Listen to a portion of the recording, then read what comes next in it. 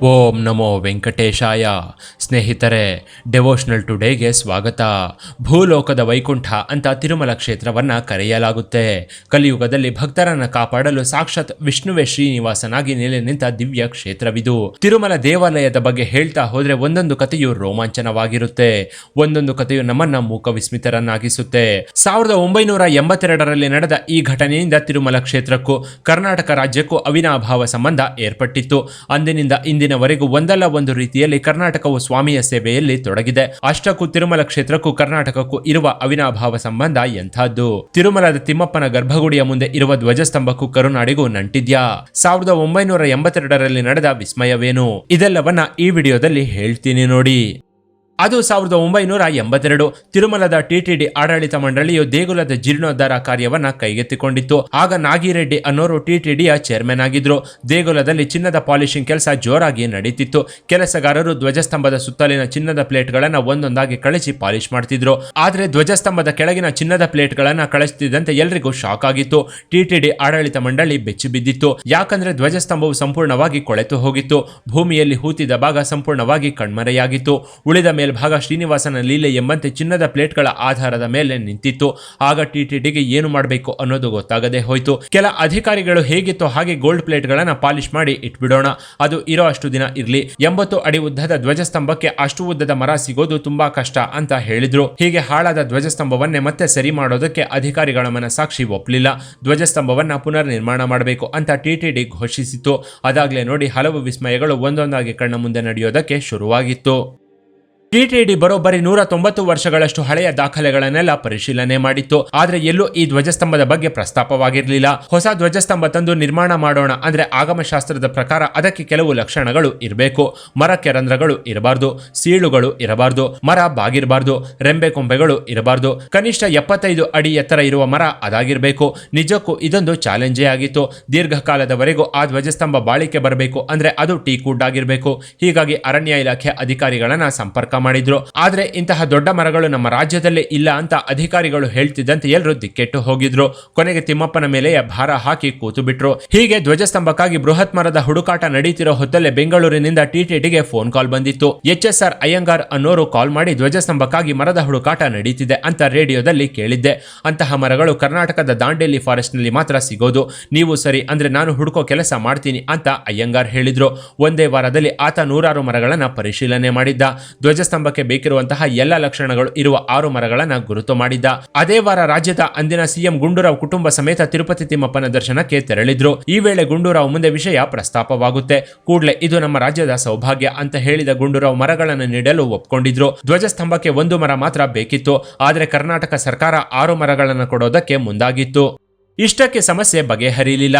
ಅಸಲಿ ಸಮಸ್ಯೆ ಶುರುವಾಗೋದೆ ಇಲ್ಲಿಂದ. ಹೇಳಿ ಕೇಳಿ ದಾಂಡೇಲಿ ದಟ್ಟ ಕಾನನ ಜೊತೆಗೆ ಗುಡ್ಡ ಪ್ರದೇಶ. ಮರಗಳನ್ನು ಕಡಿದ ಸ್ಥಳದಿಂದ 8 ಕಿಲೋಮೀಟರ್ನಷ್ಟು ದೂರ ಬೃಹತ್ ಮರಗಳನ್ನು ಸಾಗಿಸೋದು ಅಷ್ಟು ಸುಲಭದ ಮಾತಾಗಿರಲಿಲ್ಲ. ಮರಗಳನ್ನು ಸಾಗಿಸಲು ರಸ್ತೆ ನಿರ್ಮಾಣ ಮಾಡುವ ಕೆಲಸವನ್ನ ಚೀಫ್ ಕನ್ಸಲ್ಟೇಟಿವ್ ಅವರು ತಗೊಂಡ್ರೆ, ಸೋಮಾನಿ ಪೇಪರ್ ಮಿಲ್ ಅವರು ಕ್ರೇನ್ಗಳನ್ನು ಬಳಸಿ ಮರಗಳನ್ನು ಹೆದ್ದಾರಿವರೆಗೂ ಸಾಗಿಸಿಕೊಟ್ಟಿದ್ರು. ಅಂದಿನ ಕಾಲದಲ್ಲಿ ಟ್ರಾಲಿಗೆ 70,000 ರು ಬಾಡಿಗೆ ಖರ್ಚಾಗಿತ್ತು. ಹೇಗೋ ಮಾಡಿ ಎಲ್ಲ ಮರಗಳನ್ನು ಬೃಹತ್ ಲಾರಿಗೆ ತುಂಬಿಸಿದ್ರು. ದಾಂಡೇಲಿಯಿಂದ ಮರಗಳನ್ನು ಹೊತ್ತ ಲಾರಿ ತಿರುಮಲದತ್ತ ಪ್ರಯಾಣ ಬೆಳೆಸಿತ್ತು. ಶ್ರೀನಿವಾಸನಿಗೆ 2 ಕೈ ಎತ್ತಿ ಮುಗಿದ ಚಾಲಕ ಲಾರಿ ಏರಿದ. 16 ಚಕ್ರದ ಲಾರಿ 75 ಅಡಿ ಉದ್ದದ 6 ಟೀಕ್ ಮರಗಳನ್ನು ಹೊತ್ತು 430 ಕಿಲೋಮೀಟರ್ ದೂರದ ಪ್ರಯಾಣವನ್ನ ಶುರು ಮಾಡಿತ್ತು. ಅದ್ಯಾವ ಶಕ್ತಿ ಆತನ ಸಹಾಯಕ್ಕಿತ್ತೋ ಗೊತ್ತಿಲ್ಲ, ಅದ್ಯಾವ ಶಕ್ತಿ ಆತನನ್ನ ಮುನ್ನಡೆಸಿತ್ತೋ ಗೊತ್ತಿಲ್ಲ. ಮರುದಿನ ಸಂಜೆ ಹೊತ್ತಿಗೆ ಬೃಹತ್ ಲಾರಿ ಅಲಿಪಿರಿಗೆ ಬಂದು ತಲುಪಿತ್ತು. ಟಿಟಿಡಿ ಚೇರ್ಮನ್ ನಾಗಿರೆಡ್ಡಿ ಕೈ ಮುಗಿದು ಲಾರಿಯನ್ನ ಬರಮಾಡಿಕೊಂಡಿದ್ರು. ಇದೇ ಬೃಹತ್ ಲಾರಿ ಘಾಟ್ ರಸ್ತೆಯ ಮಾರ್ಗವಾಗಿ 7 ಬೆಟ್ಟಗಳನ್ನು ಹತ್ತಿ 18 ಕಿಲೋಮೀಟರ್ ಸಾಗಿ ತಿರುಮಲ ದೇಗುಲವನ್ನ ತಲುಪಬೇಕಿತ್ತು. ಆಗ ಲಾರಿ ಚಾಲಕ ಹೀಗೆ ಹೇಳಿದ್ದ: ಅಯ್ಯ ಶ್ರೀನಿವಾಸನೇ, ಎಲ್ಲ ನಿನ್ನ ಪವಾಡ. ನಿನ್ನ ಸಹಾಯವಿಲ್ಲದೆ ನಾನೇನು ಮಾಡಲು ಸಾಧ್ಯವಿಲ್ಲ. ನಿನ್ನ ಅನುಮತಿ ಬೇಕು. ಈ ಲಾರಿಯನ್ನು ಎಂತಹ ಸಂದಿಗ್ಧ ಪರಿಸ್ಥಿತಿಯಲ್ಲೂ ನಿಲ್ಲದೆ ಬೆಟ್ಟದ ಮೇಲಕ್ಕೆ ಮರಗಳನ್ನು ತಗೊಂಡು ಹೋಗೋ ಶಕ್ತಿ ನನಗೆ ಕೊಡು ಅಂತ ಆತ ಕೇಳಿಕೊಂಡಿದ್ದ. ಆ ಜವಾಬ್ದಾರಿ ನಿನ್ನದು ಅಂತ ಲಾರಿ ಡ್ರೈವರ್ ಲಾರಿಯನ್ನ ಸ್ಟಾರ್ಟ್ ಮಾಡಿದ್ದ. ಬೃಹತ್ ಲಾರಿ ಬೆಟ್ಟದ ಮೇಲೆ ಸಾಕ್ತಿದ್ರೆ ಹಿಂದೆ 100 ಭಕ್ತರು ಗೋವಿಂದ ಗೋವಿಂದ ಅಂತ ಗೋವಿಂದನ ನಾಮಸ್ಮರಣೆ ಮಾಡ್ತಾ ಸಾಕ್ತಿದ್ರು. ಇದನ್ನು ನೋಡಿದ ವೃದ್ಧ ಪಂಡಿತರೊಬ್ಬರು ಕಿರುನಗೆನಕ್ಕೂ ಒಂದು ಶ್ಲೋಕ ಹೇಳಿದ್ರು: ನಾ ಹಂಕರ್ತ ಹರಿಕರ್ತ ತತ್ಪೂಜಾ ಕರ್ಮಚಾಕಿಲಂ ತಥಾಪಿ ಮತ್ಕೃತ ಪೂಜಾ ತತ್ಪ್ರಸಾದೇನ ಅನ್ಯಥಾ. ನಾನು ಕರ್ತನಲ್ಲ, ಮಾಡೋದು ಮಾಡಿಸೋದು ಆ ಶ್ರೀಹರಿಯೇ. ನನ್ನಿಂದ ಯಾವ ಸತ್ಕಾರ್ಯಗಳು ನಡೆದರೂ ಅದು ಭಗವಂತನ ಪ್ರಸಾದವೇ ವಿನಃ ಬೇರೇನೂ ಅಲ್ಲ ಅಂತ ಆ ವೃದ್ಧ ಪಂಡಿತ ಹೇಳ್ತಿದ್ದ. ಇನ್ನು ಲಾರಿ ಸಾಕ್ತಿದ್ದ ಮಾರ್ಗದಲ್ಲಿ ಬೃಹತ್ ಮರಗಳಿಗೆ ಧ್ವಜಸ್ತಂಭದ ಮರಗಳು ತಾಕಿ ಉರುಳಿ ಬೀಳ್ತಿದ್ವು. ಘಾಟ್ ರಸ್ತೆಯಲ್ಲಿ ತಡೆಗೋಡೆಗಳು ಉರುಳಿ ಬೀಳ್ತಿದ್ವು. ಕೊನೆಗೆ 50 ನಿಮಿಷದಲ್ಲಿ ಲಾರಿ ತಿರುಮಲವನ್ನ ತಲುಪಿತ್ತು. ಹೀಗೆ ಎಲ್ಲ ಅಡೆತಡೆಗಳು ದೂರಾಗಿ ಟ್ರಕ್ ದೇಗುಲದ ಆವರಣವನ್ನ ಸೇರಿತ್ತು. 6 ಮರಗಳಲ್ಲಿ ಒಂದು ಮರವನ್ನ ಮಾತ್ರ ಆಯ್ಕೆ ಮಾಡಬೇಕಿತ್ತು. ಅದು 100 ವರ್ಷ ಬಾಳಿಕೆ ಬರಬೇಕು. ಮೊದಲು ತಗಡಿನ ಪ್ಲೇಟ್ ಬಳಸಿ ಬಳಿಕ ಬಂಗಾರದ ಪ್ಲೇಟ್ ಲೇಪನ ಮಾಡಿ ಧ್ವಜಸ್ತಂಭ ನಿಲ್ಲಿಸುವ ನಿರ್ಧಾರವಾಗಿತ್ತು. ಆದ್ರೆ 75 ಅಡಿ ಎತ್ತರದ ಧ್ವಜಸ್ತಂಭವನ್ನ ಮೊದಲಿನ ಜಾಗದಲ್ಲೇ ಪ್ರತಿಷ್ಠಾಪನೆ ಮಾಡಬೇಕು. ಅಂದ್ರೆ ದೇವಸ್ಥಾನದ ಮಂಟಪವನ್ನ ಒಡೆಯಬೇಕಿತ್ತು. ಸಾವಿರಾರು ವರ್ಷಗಳ ಇತಿಹಾಸವಿರುವ ದೇವಸ್ಥಾನದ ಮಂಟಪವನ್ನ ಕೆಡವೋದು ಅಂದ್ರೆ ಹೇಗೆ ಅಂತ ಟಿಟಿಡಿ ಮತ್ತೆ ತಲೆ ಕೆಡಿಸಿಕೊಂಡಿತ್ತು. ಆದ್ರೆ ಅದು ಆ ದೇವ ಕಾರ್ಯ ಅನ್ನೋದು ಯಾರಿಗೂ ಗೊತ್ತಿರಲಿಲ್ಲ. ಇದರ ಹಿಂದೆ ಆ ಶ್ರೀನಿವಾಸನೇ ಇದ್ದಾನೆ ಅನ್ನೋದು ಆ ಸಮಯದಲ್ಲಿ ಯಾರಿಗೂ ಗೊತ್ತಾಗದೇ ಹೋಯಿತು. ಸಾವಿರಾರು ವರ್ಷಗಳ ಇತಿಹಾಸವಿರೋ ದೇವಸ್ಥಾನದ ಮಂಟಪವನ್ನ ಕೆಡವಬೇಕು ಅಂತ ಕೇಳಿದಾಗ ಟಿಟಿಡಿ ಆಡಳಿತ ಮಂಡಳಿಗೆ ಶಾಕ್ ಆಗಿತ್ತು. ಅದಕ್ಕೆ ಬೇರೆ ಏನಾದ್ರೂ ದಾರಿ ಇದೆಯಾ ಅಂತ ಟಿಟಿಡಿ ಸಿಬ್ಬಂದಿ ಅಧಿಕಾರಿಗಳನ್ನ ಕೇಳಿದ್ರು. ಅದಕ್ಕೆ ಕ್ರೇನ್ ಸಹಾಯ ತಗೊಂಡು ಧ್ವಜಸ್ತಂಭ ನಿಲ್ಲಿಸಬಹುದು.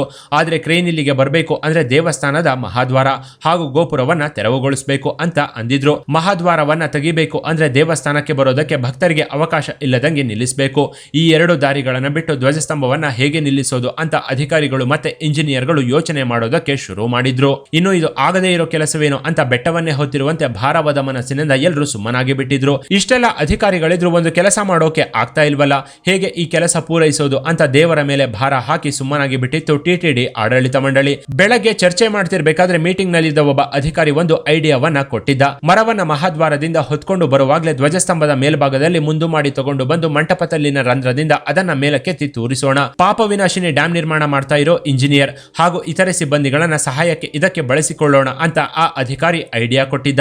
ಇದೇ ಸರಿಯಾದ ಮಾರ್ಗ ಅಂತ ಅನ್ಕೊಂಡು ಒಂದು ಒಳ್ಳೆ ಮುಹೂರ್ತ ನೋಡ್ಕೊಂಡು ಈ ಕೆಲಸಕ್ಕೆ ಎಲ್ಲರೂ ಮುಂದಾಗಿದ್ರು. HCL ಇಂಜಿನಿಯರ್ ಸಿಬ್ಬಂದಿ ಮತ್ತೆ ಕೆಲಸಗಾರರನ್ನ ಕರೆಸಿ ಧ್ವಜಸ್ತಂಭವನ್ನ ಮಹಾದ್ವಾರದ ಮೂಲಕ ದೇವಸ್ಥಾನಕ್ಕೆ ತಗೊಂಡು ಬಂದಿದ್ರು.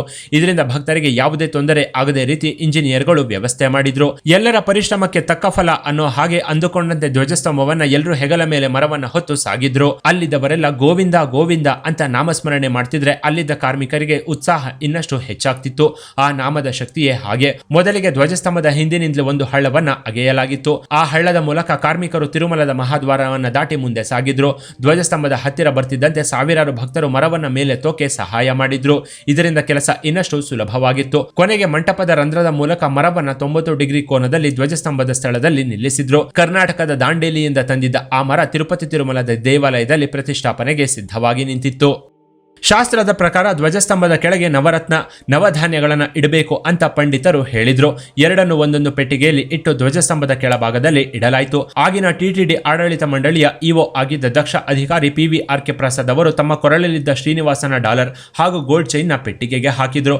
ಅಲ್ಲೇ ಇದ್ದ ಹಲವು ಭಕ್ತರು ತಮ್ಮ ಉಂಗುರ ಚೈನ್ ಸೇರಿ ಹಲವು ಆಭರಣಗಳನ್ನ ಪೆಟ್ಟಿಗೆಗೆ ಹಾಕಿದ್ರು. ಕೊನೆಗೆ 2 ಪೆಟ್ಟಿಗೆಗಳನ್ನ ಧ್ವಜಸ್ತಂಭದ ಕೆಳಭಾಗದಲ್ಲಿ ಇಟ್ಟು ಕಾಂಕ್ರೀಟ್ ನಿಂದ ಧ್ವಜಸ್ತಂಭದ ಸುತ್ತ ಕಟ್ಟೆಯನ್ನು ನಿರ್ಮಾಣ ಮಾಡಿ ಶಾಸ್ತ್ರೋಕ್ತವಾಗಿ ಪ್ರತಿಷ್ಠಾಪನೆ ಮಾಡಲಾಯಿತು.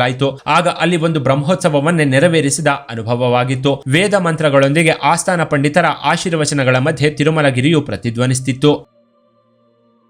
1982 ಜೂನ್ 10 ಬಲಿಪೀಠ ಧ್ವಜಸ್ತಂಭವನ್ನ ಪುನರ್ ನಿರ್ಮಾಣ ಮಾಡಿ ಅದನ್ನ ಪವಿತ್ರಗೊಳಿಸಲಾಯಿತು. ಹಳೆಯ ಧ್ವಜಸ್ತಂಭದ ಮರವನ್ನ ಶಾಸ್ತ್ರೋಕ್ತವಾಗಿ ಪಾಪ ವಿನಾಶಿನಿಯಲ್ಲಿ ವಿಲೀನ ಮಾಡಲಾಯಿತು. ಅಂದಿನಿಂದ ಕರ್ನಾಟಕಕ್ಕೂ ತಿರುಮಲಕ್ಕೂ ಇದ್ದ ಅವಿನಾಭಾವ ಸಂಬಂಧ ಇನ್ನಷ್ಟು ಗಟ್ಟಿಯಾಗ್ತಾ ಸಾಕ್ತು. ಇನ್ನು ತಿರುಮಲ ದೇವಾಲಯದ ಬಗ್ಗೆ ಹೇಳ್ತಾ ಹೋದ್ರೆ ಒಂದೊಂದು ಕಥೆಯು ರೋಮಾಂಚನವಾಗಿರುತ್ತೆ. ಒಂದೊಂದು ಕಥೆಯು ನಮ್ಮನ್ನ ಮೂಕ ವಿಸ್ಮಿತರನ್ನಾಗಿಸುತ್ತೆ. ಇನ್ನು ಮುಂದಿನ ವಿಡಿಯೋದಲ್ಲಿ ಇನ್ನೊಂದು ಇಂಟ್ರೆಸ್ಟಿಂಗ್ ವಿಷಯವನ್ನ ನಿಮ್ಮ ಮುಂದೆ ಇಡ್ತೀನಿ. ಅಲ್ಲಿಯವರೆಗೂ ಶ್ರೀ ವೆಂಕಟೇಶ್ವರ ಚರಣಂ ಶರಣಂ ಪ್ರಪದ್ಯೆ.